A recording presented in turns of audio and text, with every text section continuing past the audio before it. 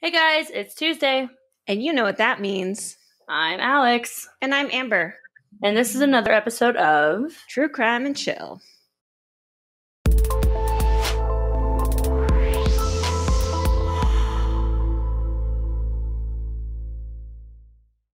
Okay, so before we get started, we have an announcement. We opened up our own swag shop. Take a look at that beauty. For those of you who are not watching the video, we're going to describe what we have. But for those of you who are, take a look at that beauty. Look at that. We also have some pretty cool shirts. Yeah. I have my mug. We even have masks now for the COVID-19 future. That's right. So you can get items that have our True Crime and Chill logo, the podcast icon, and some things with a few of our signature phrases. Right? Like, hey guys, it's Tuesday. Or, oh god, yeah, with my glasses. And you can find those items and more on our website, truecrimeandchill.com/store. And if you guys think of any other, phrases we should put on there, that'd be great. We're going to be kind of looking at some, make sure they're not copyrighted. All that jazz. I mean, it shouldn't be too hard to find. True Crime and Chill wasn't copyrighted. No, of course not. All right, so let's get to it. It's time for the disclaimer. Today's episode is going to be covering a case that happened during the 9/11 attack. So if you do find that to be a triggering topic, and some do, please feel free to skip to another episode as we will be talking about that quite a bit in this. Right. So with that, let's get to it. Yes, let's do it. Okay. So any millennial will know, but Alex, where were you on September 11th? Oh, God. That was when I was in fourth grade. Fourth grade was prom rise class at Hamilton Elementary. And I was getting ready for school. And I thought my dad was watching some kind of Mission Impossible movie on TV. And I was like, what are you watching? He's like, I'm watching the news. I was like, are you sure? Because, they live broadcasted it. And so, I went to school and I was in fourth grade. I didn't think anything was going, I didn't know what was going on. I had absolutely no clue. I was in fourth grade. But isn't it insane that there are kids that were born, that are living now, that are learning about this out of history books? Yeah, kind of. They weren't here when it happened. They weren't here when it happened. And I'm like, God, is this what people went through when they did the World Wars or some crap? Oh my God. So you're making me feel old because I was a senior in high school when it happened. For our listeners, that just goes to show, you could have friendships of any age, though. It's very true. Yeah. No, I was a senior in high school. And so school started on the West Coast, where we're at 7:45 in the morning. And that morning, what would normally happen is my friend Teresa would walk down from a block up and meet me here. And then we'd walk to school. Mm-hmm. And then shortly after that, her little brother, Divin, would come and ride to school with my brother, Chad, because they were friends. And what ended up happening was Divin came down with Teresa that morning. And I was coming up the stairs because my bedroom was downstairs. And he ran in. He goes, turn on the news, the Pentagon's on fire. And we were like, oh my gosh, what? And he's like, yeah, the Pentagon's on fire. And I was like, oh, okay. Thinking it was just some TV show he was watching. Okay, right? Sure. The Pentagon, why would it be on fire? And then it was well, what channel? Any channel, I don't know. So we just turn on the TV and of course it's on every channel. And it's replaying the second plane hitting the tower. It's playing, the plane that's crashed into the Pentagon. And I just remember them showing, just that whole thing and then listening to the radio. My dad, we stayed and watched TV and my dad drove us to school that day instead of us walking. And as I was listening to the radio, the towers collapsed. So it was, and then it was all that we were watching on TV. In fact, it actually bothered me. There was one teacher that refused to put it on. Yeah, there were that's literally all we did in school that day. It's I remember we were in we were in fourth grade. We were I think you're what? How old are you in fourth grade? I think you're what? 8, 9? 10. Yeah, 9 or 10. And so we were all we don't know what's going on. Right. Why are we watching this? And I remember a few times I actually was are we going to learn anything today? And it wasn't until lunchtime that I actually used the teacher's phone to call my dad. And I was so we're not really doing anything today. I was can I come home? And he's yeah, go ahead and walk home. Because my house was literally right next to Hamilton. So all I had to do was walk a block and I was there. Right. So he was Yeah, like, "Yeah, just go ahead and come home because you're not doing anything that day." But we were young, so we didn't like get the full like repercussions until we were older right. for real. Yeah, no, it was on in all of my classrooms except my Spanish classroom. And that was like fourth period. So it's still the beginning of the day. And we were all Who was like your Spanish upset. We're like, teacher? turn it on. And she's like, no, it has nothing to do with Spanish. And we're learning Spanish. Who And it was was your like, Spanish teacher? seriously? Like, this is a really big deal. This is an attack on American soil. So, yeah, it Who was was your Spanish teacher? Mrs. Snipe. Oh my God, she was mine too. Yeah. It was like That her honestly, first year teaching Spanish. yeah, So that honestly, like I adore Mrs. Snipe. I do. She always had like the best stories from traveling, but at the same time, like I do see why she would have said that. yeah. I So see it. just in case you were living under a rock or were not born yet, on the morning of September 11th, 2011, New York City fell victim to a series of terrorist attacks by the hands of an Islamic terrorist group that called themselves Al Qaeda, and it was led by Osama bin Laden. Over 2,996 people died and over 6,000 were injured. As you either know or can assume, many people were reported as missing in the aftermath of the September 11th attack. New York City was not only shaken by the attacks, but faces of people who had gone missing stared back at the survivors from hundreds upon thousands of posters throughout the city, but in particular close to the site of the attack. The posters were plastered literally everywhere, sides of buildings, lampposts, on cars and buses that were stalled because of the attacks. Everyone hoping to find their loved ones that went missing either within the buildings of the World Trade Center or in the surrounding areas.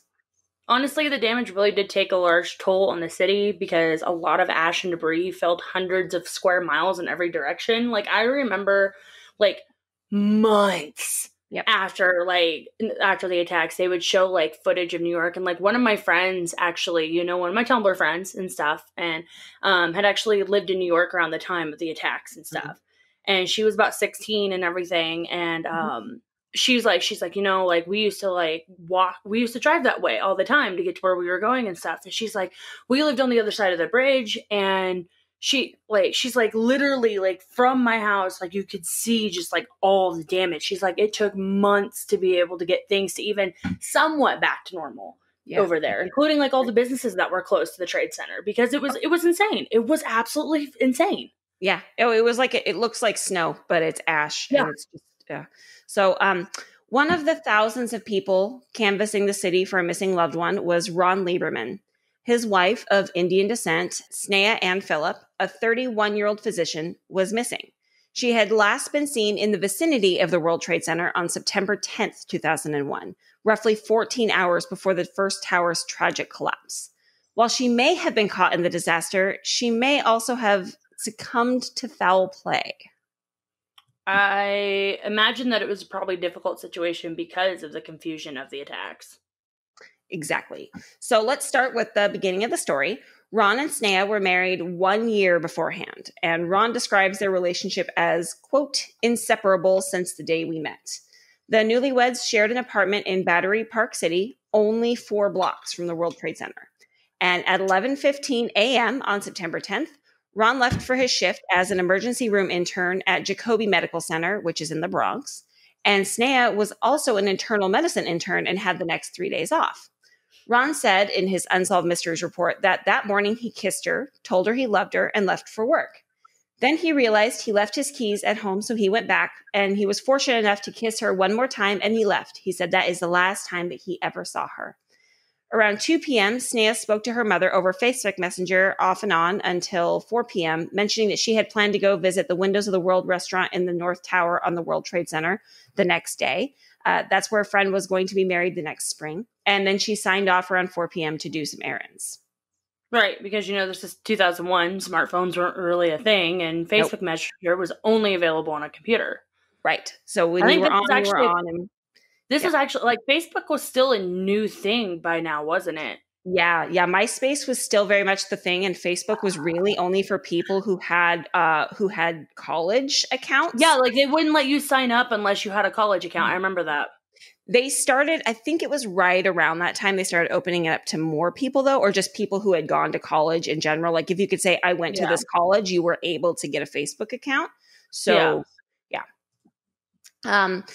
So when Ron returned home 12 hours later at 11:15 p.m., Sneha was not home, but Ron was not concerned.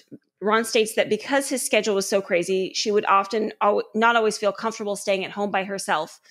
But her brother and also her cousin lived close by, and it was not strange that she might have gone to stay there. I mean, if I lived in New York, I don't know how comfortable I would feel staying by myself either. So right, especially even in Manhattan, like I can't imagine. So I might go stay other places too. And police discovered that at 4 a.m. he received a phone call on his cell phone and he checked his voicemail, although he claims he doesn't remember doing that. Although 4 a.m., I don't know that I would be conscious either. The following morning, Ron headed to work for an 8 a.m. meeting. Sneha had still not returned home by the time he left, and he says he expected her to call him once she woke up. Unbeknownst to the world, everything was about to change. So if you don't know, the first plane hit the first tower right around 9 a.m. So after Ron's meeting, he came out and saw that everyone was gathered around the television sets. And the first plane had hit, so he immediately went and tried to call home, trying to get a hold of her because she didn't have a cell phone. So he had to try and call her on her home phone. I'm surprised nobody barged in and was like, you guys need to come see this. They just waited till the meeting was done. Well, what's important to understand is when the first plane hit the first tower, nobody knew we were under attack. So even the news reports claimed it was possible that there had been a pilot error and it had been an accident, but they wouldn't know until the black box was retrieved. But then that's when the second plane hit, and that's when the realization hit that it was an attack. I remember watching the footage of the news where they were like, yeah, we think it's a pilot error, that there was something wrong with the computer, and he was flying too low to the ground, and he hit the tower, and then the second plane flew in and hit the second tower, and there was just silence. And I just remember, I remember what I was feeling, but that theory was wrong. Just the shock, the newscasters didn't even know what to say. Well, I mean, because what would you say? Sorry, our theory was wrong. Right. Well, but that's the thing is, you don't want to assume we had never been attacked on American soil like that, with the exception of Pearl Harbor. It hadn't happened since World War II, So it was totally unfathomable that we were under an attack. And so, when the first plane hit, we're obviously just going to assume, oh, it's a pilot error or there was something wrong with the computer. We're not going to say, oh yeah, we know the plane was hijacked. So after all of that happened, Ron tried to call home again around 10 a.m. and he still just got the machine. So after that, the phones went dead. Right, because I actually remember hearing about that, with all the chaos and confusion, cell phone towers became overloaded quickly. They ended up, not being able to work because there really wasn't a lot of technology that was, advanced, what we have nowadays. So they could really only handle so much traffic, and so they just kind of shut down. And then landlines basically shut down because who knows how many, the transformers were, affected by that stuff that knocked out the power and knocked out all the stuff and everything. So it's people, I believe it was a communication blackout for at least 10 hours. Something like that. Yeah. And that's why it's a really big deal now when a major disaster hits and cell phone carriers are able to say that they maintain service during the aftermath. Yeah, exactly. Because it was a communication blackout for 10 hours. There were people who were missing, and I put that in quotes because they weren't really missing. It's just their family couldn't get a hold of them. And I remember my friend, she was saying her mom worked in New York. She worked at one of the hospitals in New York too, and everything. So her mom was stuck in New York because they shut down bridges, they shut down tunnels, they shut down roadways. Her mom was stuck in New York, sleeping at the hospital for 3 days until she was able to see her family again, because it took them that long just to open everything back up. I was sitting here what? Because Port Angeles, there's one way in, one way out. They grounded planes, so nobody could go anywhere. People were stranded. As soon as it happened, if a plane was in the air, it was immediately ordered grounded. Everything shut down. Didn't matter where they were flying over. It didn't matter if they had just left the airport. It didn't matter if they were only halfway through. They were ordered to land. Mm-hmm. So because they didn't know if there was anybody else on any other flights. Right. So everybody was literally stranded. They shut all sorts of things down. They shut down every government building. Mm-hmm. They moved the president out to, I think, Camp David. I believe they actually put the president in the bunker at the time. Oh, you're right. And because they won't move the president to Camp David if there's something like this. They'll move him directly into the bunker. Right. But they still evacuated him from the White House. They evacuated all Capitol buildings, any sort of government building they evacuated. They even closed off the Space Needle because they thought it might be a target. I remember they shut down Olympia. Mm-hmm. They completely shut Olympia down. Like anything that could be connected with Washington, D.C., they completely shut down. And every major landmark. So the Golden Gate Bridge, the Space Needle, everything. It was just completely, yep. But I can't imagine what it must have been like in New York. Ron said he felt scared, sad, and panicked, and I don't blame him. So when Ron could finally get through to Sneha's brother and cousin, both said they had not seen or heard from her in 48 hours. And he realized this was more of a serious situation than he thought. So he used his doctor credentials to hitch a ride in an ambulance to get past the blockades, because that was the only people allowed through the blockades, and to get to his apartment since all roads to Lower Manhattan were closed. But because of the frantic traffic, it took him 6 hours to get from the Bronx to Lower Manhattan, and he didn't arrive at their apartment until 9 p.m. Something that probably could have taken him a lot less time walking. At that point, it probably would have, and he could have just used his credentials as a doctor to probably walk through, but still. Ron says the scene was something out of a nightmare. He had to travel on foot. As he got closer to his apartment, he saw sights like trucks that looked like they exploded and fire engines turned upside down and rubble everywhere, including pieces that looked like they belonged to the World Trade Center. Ron's apartment building was shut. Varying reports are out there. Either it was chained shut or the doors were locked due to a power failure. But either way, he was unable to get into the building. He learned from a neighbor that Sneha was not in the building, so he stayed that first night on a friend's couch, just wondering where she might have gone. The day following the attacks, Ron filed a missing persons report with the NYPD, and it got lumped in with all the missing persons reports filed from the World Trade Center. Ron says he could tell the police were just completely overwhelmed, and this meant they had very little time or effort to put forward into finding Sneha. The NYPD believes she was one of the many who were lost in the disaster. Possibly when the tragedy struck, she was nearby and rushed to help, as she was a physician. But Ron is convinced she was missing the night before. When Ron finally was able to get into the apartment, the window had been open, so gray ash covered the entire apartment. There were no footprints in the ash, just kitty footprints from their 2 kittens, and no evidence that she had come home after she left in the early evening of September 10th, except just before the first plane hit on the attack on September 11th, a woman was seen on Sneha and Ron's apartment building security footage. The brunette woman walked toward the elevator, paused for a second, then exited the building. She was dressed like Sneha and moved like Sneha, but because of the early morning sun, it was never confirmed to be her, though Ron swears it was his missing wife. So I know this case. I've heard some podcasts about it and everything, and I've heard some things. And like another theory about this isn't just, obviously the main theory is her, maybe something happened because, with the building falling and the rubble and all that stuff, maybe something happened. Yep. But what if something didn't happen? Because Ron it kind of just sets off signals in my mind whenever it's only the husband saying, "Oh, we had this perfect marriage, like we were together all the time." It's not just her husband, her whole family on her side. So there's more, and it's all coming. I know there's more. I know there's more that we're doing, but it's just I don't know. There's this whole thing to me, like I feel like maybe she had been planning on leaving already, but then like who could predict a terrorist attack? Who could predict a terrorist attack?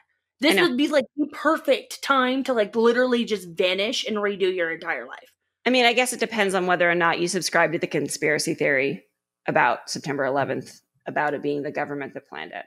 Okay, but if we take the conspiracy theory off the table, because she was a doctor, even then she was a doctor. Like she was a doctor. There's no way she would have known. To me, I feel like maybe like she had been planning to leave him for a bit, didn't know how to do it. And then as tragic as this was, in her mind, she realized, oh my God, this is the perfect time. Right. Because if somebody would want we're going to reveal some reasons. We're going to reveal some reasons that this might be the case, and we're getting there, but we have to get through the basic story first. So yes, I agree that it's possible. Due to the lack of investigation from the police, Ron hired a private investigator, Ken Gallant, who was a former FBI agent, and they launched an investigation of their own. The investigator would reveal a series of haunting questions, but ultimately it came down to where was Sneha on the night of September 10th? An employee at the apartment building remembered seeing her on the evening of the 10th at 5:15 p.m. She was alone and wearing a brown dress and sandals. And by tracing credit card receipts, there was evidence that she went shopping at a department store near the World Trade Center. At 7:15, shoes, lingerie, and bed linens were purchased with her credit card. So was it her or was it, somebody else using it? Well, Ron said that based on what was purchased, it sounded like her, and this was before there was any evidence that it was her. Ron got his hands on the surveillance video from the department store and spent weeks and hours poring over the choppy videos until he did find Sneha shopping alone. And this is the last known transaction on her credit card. Her cousin, Anna Rice, says that was it. There was no money taken out of her account, no emails, no phone calls, nothing. How does that even happen? So, where did she go after she left the department store? She was carrying 2 large bags of merchandise. Neither the bags or the items she bought were found in her apartment, suggesting she never went back to the apartment. The private investigator theorizes that Sneha stopped into the Millennium Hotel's Connoisseur Bar and Grill. And did something happen to her there? The Millennium Hotel was closed down after the attack, stopping all available information to see if she went there. In fact, the entire area where Sneha was last seen is ruins. As a result, any theories of what may have happened to her become impossible to prove. Was she a victim of violence? Did she leave and start a new life? Okay, and so what do you think happened to her? Well, a mysterious clue then arrived that changed the direction of the entire case. A clerk from the department store saw Sneha's missing flyer, and the shoe sales clerk told Ron that she remembered her and that she had been a regular customer. The clerk said that she remembered Sneha being in the store on the day of the 10th and that she had been there with another person, another Indian woman that Sneha said was her friend. After they bought shoes, they were thinking about going to the lingerie area. When this new information came out, Ron re-examined all of the surveillance video from the store. The 2 women are captured leaving the store together. So far, all efforts to identify the mysterious woman have failed, and the family went through Sneha's phone book and emails, and there was no one that she might have been in contact with that they're aware of that she had plans to meet with that day. There wasn't even a phone call made to this mystery person during that day. So it's possible they ran into each other and they were old friends. So maybe Sneha stayed at the unidentified woman's house. If so, Sneha could have headed home around the time of the attacks and rushed to help as a physician. This is, of course, assuming Sneha was alive on the morning of September 11th. Her cousin states in a report that, quote, she never just spends the night out without informing us where she is, informing her husband where she is. That's never happened. Why would this night be any different? End quote. The family considered her passed on due to her helping those in the attacks, and they sought comfort in the grief groups and events surrounding the victims of the 9/11 attacks. Her name was even read aloud at a memorial service on the first anniversary in Poughkeepsie. Okay, but if I know either of us, that's not the full story. Of course it's not. I have to give more angles for our listeners to consider. So the running theory about her rushing to help the victims of the 9/11 attacks is one that her family has pieced together based on the little evidence that there was. Her brother even went so far as to concoct a scenario that he shared live on WABC, stating that he was on the phone with her while she was at the Twin Towers and that she was refusing to leave because she needed to help people. He says, quote, she said, I have to help this person. And that's the last I ever heard from her, end quote. It was, however, a complete fabrication as Sneha had a falling out with her brother and they hadn't spoken for weeks. Okay. So what happened? Oh, it's good. It's coming. Just hold on, because police investigators began to reveal a different story as time went on. They later uncovered a very different version of Sneha, one that her family doesn't approve of, and it makes them uncomfortable. I mean, I get it. They want to remember the good stuff with their family members, but at the same time, right. Well, so her family, I mean, she moved to the U.S. from India. So her family was a very traditional Indian family. Okay. Yeah. But police and court records uncovered a completely different life of Sneha's, a life that was spinning out of control with alcohol-related issues. And it turns out she wasn't just taking a day or two off. She had been suspended from her job. She also had been part of a sexual harassment dispute that landed her in court. Granted, this dispute was because she had said she was sexually harassed and they were trying to dispute it. Her previous job took her to court, stating that it was a false allegation, which is illegal, and said that they would drop the charges if she rescinded the claims, which she refused to do. Okay, so that sounds like something. Mm-hmm. And here's a big one, though. Her marriage was in trouble because she often stayed out all night with individuals not known to her husband that she had met at various lesbian bars. And it was not odd for Sneha to stay out all night and not tell her husband or her family. Rather than worried that Sneha didn't return home, her husband was frustrated and upset and had planned to have a conversation with her about it when she finally did return home. Her indiscretions had met a breaking point in the months prior to her disappearance. A police report says that her brother, John, had walked in on Sneha and his girlfriend in bed with one another. Ah, so that's the real story. Yeah. She was struggling with depression, alcohol, and her sexuality. She had been fired from her previous job and it had started to spill over into her new job where she was, as I said before, suspended because she had failed to meet with her substance abuse counselor. So on the day she disappeared, Sneha had a court date. She pled not guilty to the charge of filing a false complaint of sexual harassment at work, and Ron went with her before he left for work. The couple had a big, loud fight at court. Sneha stormed out, leaving Ron behind.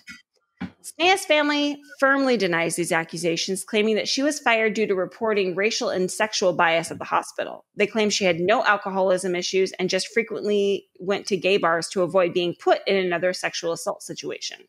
Ron says they never fought at the courthouse and that police were exaggerating the reports. So, is it possible that she used the incidents that happened on 9/11 to leave and start a new life somewhere? Well, she left behind her glasses, her passport, her driver's license, and her credit cards, and that seemingly rules out this theory. However, I know if I was going to start a new life somewhere, I would probably leave those items behind, although maybe not my glasses. A postcard was submitted to the anonymous website postsecret.com that simply says, "Everyone who knew me before 9/11 believes I'm dead." Many assume this was sent in by Sneha, but there was never any confirmation. Okay, so about all the stuff that was left behind. Okay, you know how easy it is to get a new driver's license, get a new credit card, and like maiden name, just get a new pair of glasses, like literally get doubles of everything. Right. And I understand that they said like, oh, well, her money wasn't taking out, anything like that. But you know what? She could have like gotten paid and then said, and like had some of that paycheck go into a different bank account that nobody knew about. Yep. And I mean, it was it was 2001. How many openly gay people did you know in 2001? Let alone people of Indian descent. Right. Yeah. Well, especially like, so I have a really, really good friend and he's gay. He lives in Los Angeles with his boyfriend. And in high school, I remember he just was very adamant about denying it.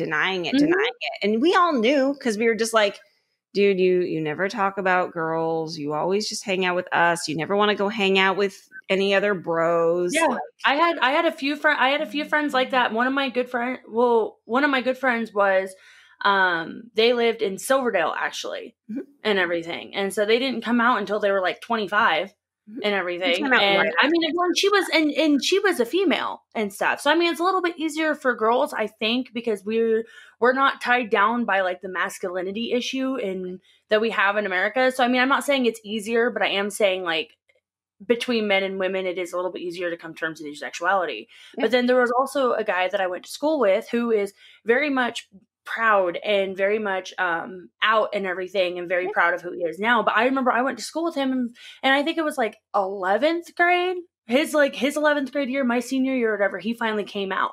Yep. And stuff. And, you know, Port Angeles is small as hell. Like, we don't really have a lot of accepting people in Port Angeles. Like, we really don't. And I remember he did this now.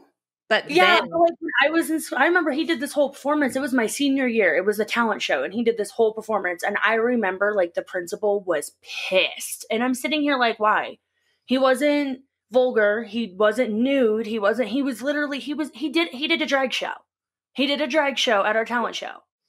Right? It was a Lady Gaga drag show. It was actually pretty freaking epic. Like that's how he basically told everybody, like, hey, this is who I am.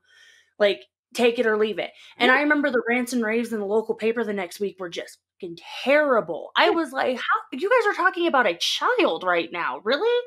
But like for Sneha, like, you know, she was her parents were like old school Indian descent, like They did not believe in that. They believed in traditional marriage, and they believed that daughters should grow up and be, if they're not going to be wives at home, they should be like professions like doctors and lawyers and stuff like that. And they should marry a respectable man and have children and stuff. And so honestly, that this kind of like, it's making me feel like with all the with her sexual harassment case and with the drinking and with her getting fired, it kind of just made me think that maybe like she had been planning on kind of running away for a while, but this just made it to where it's like, holy crap, this is the perfect opportunity. Because it's so easy to like buy some clothes and buy new things once you're gone. Right. And be able to save up your money and everything. So she has the ability of getting a really good job anywhere. Yeah, and it's not like she wasn't making money. Like, that's the thing. And I mean, if she really wanted to, she probably could have just changed her name. Yeah. All she had to do was probably just change her first name or go buy a different name that's in her name. And then just go through the citizenship stuff again. Mm-hmm. And that's it. Like, that's literally it. I mean, it doesn't seem like it might take, it doesn't seem like it would be that easy, but if she really wanted to, she could. Mm-hmm. And if she honestly, it seems like she felt super trapped in this. Right. Well, and so there's a really big Reddit feed about this whole thing, and we'll have it on our website, truecrimeandchill.com. And on this feed, there's actually somebody who posted that said they knew Sneha in college and said that she didn't even really want to be a doctor. She actually had an undergraduate in creative writing, which is interesting. Right. There you go. So, but also, she was well known as somebody who liked to help people. So if she, it's possible that she could have rushed to help in the event, like she could have seen the first plane hit and go, oh my God, and run over there and see if she could help people as a doctor. Yeah. Right. Oh yeah.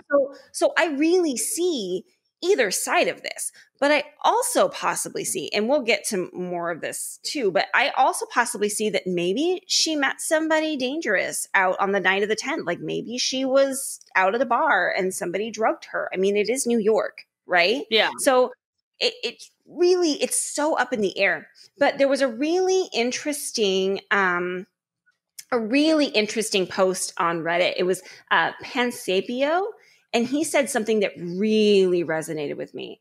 And it says, and I quote, "Every year I wonder about stories like this. In the months after the attack, when there were stories about all the various women widowed by the attacks, a woman I worked with said, quote, there has to be at least one widow who is relieved that bastard is finally dead, end quote. I asked her what she meant, and she said she just couldn't believe every person who died was a saint, and that it was very likely someone who was widowed in the attack had been in the process of trying to leave their abusive husband. It made me wonder how possible it was that 9/11 was a convenient way to cover up a murder that happened on September 10th. I mean, I guess I don't understand why someone wouldn't come forward. So this is me. I don't understand why, if she stayed at somebody's house on the 10th, why they wouldn't come forward if she had been with them the night before. So it's possible she was alone and a victim of foul play. Like I said, like at the bar, she met somebody kind of sticky, right? And then, this person really got away with it because, hey, then the September 11th attacks happened, and then they were all focused on all this other stuff. And everything that happened the night of the 10th basically was just erased. Yeah.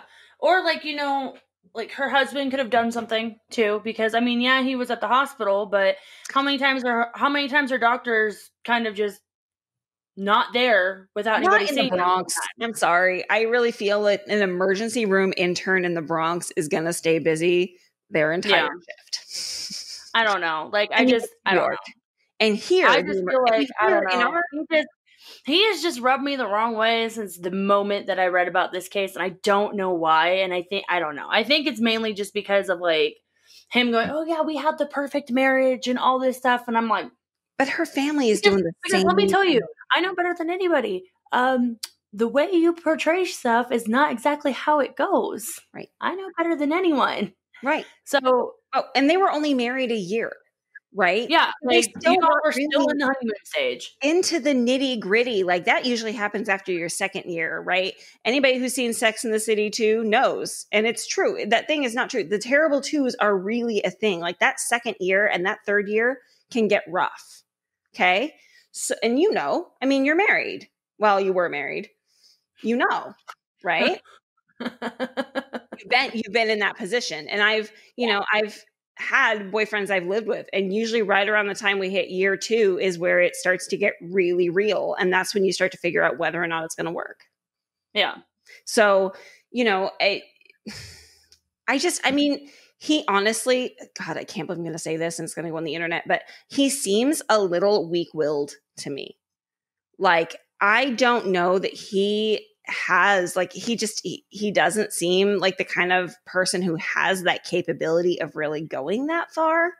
Well, you say that, but then, like, look at some serial killers out there who match that description of being weak-willed and kind of just didn't seem like the type of person who would do that until they actually did. And you're kind of sitting there like, what? Yeah, I suppose. I mean, maybe he came home the night of the 10th and she was there and he did something.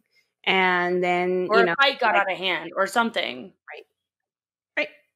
I mean, maybe it really is like how their parents say, where she never did go and stay anywhere unless, without telling her family and her friends and her parents, and so she was home. And then this other stuff came out and he just let it because it fit with the other story that she was out all the time. So maybe she wasn't really home. I mean, I don't know. I still kind of want to lean towards I want to start over and do a new, because honestly, it just, like I said before, it just really seems like she was trapped in this marriage with her family, with her husband. Because think about it. Think about how bad, because I mean, she was in bed with her brother's girlfriend, for God's sake. It sounded like she was like sleeping with them. She in bed with her brother's girlfriend. Right. Like, if that doesn't scream, I am attracted to the opposite sex, I don't know what does. No. Well, and what's interesting to me, really what's interesting is she went to a department store and she bought 3 pairs of shoes. She bought lingerie. She bought bed linens. And she also bought pantyhose, but that's neither here nor there, right? Yeah. So, but that stuff never showed back up at her apartment. She bought bed linens. I'm sorry, if I bought sheets, I wouldn't want to take those out to a restaurant with me. Like, right? It seemed like maybe she was buying them for like an apartment that she was living in with someone else. Right. But then it also, at the same time, I would understand because people would be like, well, why didn't that person come forward? Because what if they were the person that she ran away with? Right. But they didn't have to lie to their family. Right. So for all their family knows. So she could be out there living in domestic bliss with another woman right now and being completely fine because she's technically dead. So I put that in quotes because we don't know for sure. She's technically dead. So technically her marriage with her husband is null and void now. Right. So, but it also, I mean, and I can understand the family wanting to believe the other story. And death records don't travel across state lines. See, I don't know about this one though, because she's counted in a national tragedy. But the thing is how many people died in that national tragedy? Oh, a lot. Who is going to look through every... There are lots of people that never were found. Exactly. But who's going to look through over 3,000 names just to see? But end of day, death records do not travel across state lines unless you bring them. Right. So if she went and she got another job somewhere as like a teacher or something, like, she had a minor in creative writing and stuff. Right. So like if she went somewhere else, all they really would have to do is just run a background check, and you can give them a name for a background check and go from there. Right. So she could have given him like a maiden name, because if she was marked down and everything with her married name. Right. And it's possible that, like I said, she was from India, right? Yeah. She could have easily moved somewhere else, gone in, redone her citizenship, and put it under a different name. Exactly. And that's the thing. She could be honestly living anywhere else right now. And it's like, I mean, if she is, and she has not like told her family, right, it sucks that like if she did that. But at the same time, I do see why, because you're trapped in a family and you're trapped in a marriage that doesn't accept you for who you are. And that's just absolutely terrible. Yep. Like, absolutely terrible. Right. So obviously her only option was to disappear. And this was the perfect chance. Yeah. I still think she ran away and started a new life. Like, straight up. But I think it's just as likely that she died at the tower. That's the thing though, is like everything that's evidence was destroyed with the attacks. Yeah. Oh yeah. So And that's the thing. Like literally, if you like it's September possible 11th somebody was really got away with literally something, whether it September was for 11th running was away literally or the perfect day for you to kill somebody and get away with it. Because literally nobody would have known. right. You could have But nobody knew. Nobody knew. You could, yeah, exactly. But like the thing is, like if you were contemplating, I think I'm going to kill this person. I really want to, and then September 11th happens. You're like, holy shit, this is the perfect opportunity to do this, and then you could do it. And Right. then The thing is, though, I mean, so in their apartment there was all that dust, right? And which means she left the window open, which honestly wouldn't surprise me because September in New York was still pretty warm. Oh, and it was an unseasonably warm day that day. Like honestly, Yeah, that so she Tuesday, probably just I opened up remember the window like for a draft, and it then was but if they're beautiful that but Tuesday. she probably just opened up the window for the draft. But the thing is that she honestly could have come back to the apartment. And no, because he left. Because his appointment was at his meeting was at 8, so that means he probably would have had to leave the apartment around 7. Mm-hmm. So she would have had to come back anywhere between 7 and like 9. 8:45. Right. 8:45 to be safe. Right, and so, but that's what I'm saying. Is it's almost like because there's that security video, right? Mm-hmm. So it's almost like she was going to go up to the apartment and either confront Ron and tell him she was leaving, or just grab the last of her stuff. And then she thought, no, not worth I'm it. just leaving. And then left. And then as she's walking away, that plane hit. She ran and she went, "This is it. I'm gone." Yeah, exactly. That could have been a perfect opportunity. Yeah, it could have. But it's also, I mean, the other option is she was walking up to the elevator and that plane was freaking loud. I don't know if you ever saw the documentary 911. Yeah. Yeah, that thing that really brought it all home for me. But, you know, they were standing there recording on the ground right there when the plane flew overhead and hit that tower. And it was fucking loud. Yeah, right? because there were people, there were families taking pictures and stuff. Yeah. Yeah. Because and like I said, they were shooting this documentary, these firemen who just happened to be literally right there, like a block away on some random call. And they just looked overhead and the camera crew captured it. Like it's an amazing piece of footage. Seriously. I mean, it's heartbreaking and really hard to watch, but it's amazing. And, you know, the thing is, if she was 4 blocks away, she could have been walking up to the elevator, heard that noise and gone, "What the is that?" And walked outside and saw it happen and go, "Oh my God," and run over there and help. You know? Because I've been in situations like not like that, but I've been in situations where there's like car accidents. Like I remember I was over at Kendall's house one time with Tawny and a few other people. We were all chilling out and playing Cards Against Humanity and stuff. Mm-hmm. And all of a sudden we hear like a car like backfire and then a crash. And I go outside and I'm like, what the fuck happened? And we noticed like there was a fence that like blocked off like a ditch into like somebody's backyard. Like it was like a straight drop down into concrete and stuff. And I like noticed and like for a second, like none of us really noticed what was going on. Until I was like, didn't that fence used to be whole? And Kendall's like, yeah. She's like, it was fine when you came here. And she looked at Tawny. She's like, right. And like Tawny was like, yeah, it was perfectly put together. I was like, oh shit. And I started running. I didn't have shoes on. I didn't have a jacket on. Nothing. I just started running. And when we get to over there, fucking there's a truck just on its side. And we're trying to and we end up having to call 911 and get somebody out. Like, yeah. I was like sitting here like, holy shit. But like by the time we get done, the police officer looks down and goes, where are your shoes? I was like, oh, I didn't even realize I wasn't wearing any. Right. So I mean, it's kind of like a split second thing. Like your fight or flight reflexes kick in. And some people run away and some people run towards it and stuff. Right. And unfortunately, I'm very much that person that run towards it. Yeah. So the later investigation by New York City police delved into her life leading up to September 11th and found details of her double life, a history of marital problems, possible affairs with other women, job difficulties, and alcohol and drug abuse by Sneha, as well as a pending criminal charge against her in the months before her disappearance. This led them to conclude it was just as likely that she had met a different fate than what the family has said would probably happen to her. Ron and Sneha's family have strongly disputed some of the facts and many of the conclusions of the police report, insinuating that the police did poor work or even fabricated some of their evidence. Her family has pointed out that there are many other 9/11 victims whose remains were never found, and other victims who were added to the list despite equally tenuous connections to the attack. No physical evidence has been found to suggest that she was killed in the attacks. Citing the evidence from the police report, a surrogate court's judge had denied her family's petition to have her declared a victim of the attacks, suggesting it was equally possible she may have intentionally disappeared or been murdered by someone that she met on her frequent nights out.